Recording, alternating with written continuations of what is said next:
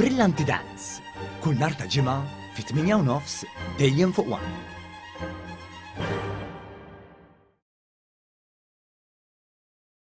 Il-President ta' Malta George Vella u s-Sinjura Mirjam Vella flimkien mal-President tal-Irlanda Michael D. Higgins u s-Sinjura Sabina Higgins il-ħamis filgħodu żaru l-Belt ta' Cork, belt li għandha rabtiet ma' Malta fuq l-aspett ta' riċerka ambjentali. Huma kellhom taħdida interessanti ma' grupp ta' studenti f'University College Cork li fukat fost l-oħrajn fuq it-tibdil fil-klima u l-ħarsin tal-ambjent.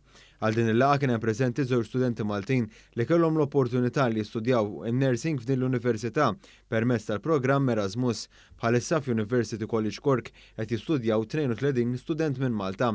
F'komment li l-ġurnalisti l-President Vella tkellem dwar il-kuntatti b'saħħithom li għaddejjin bejn Malta u l-Irlanda fil-qasam edukattiv b'mod partikolari fil-qasam tax-xjenza u dak mediku.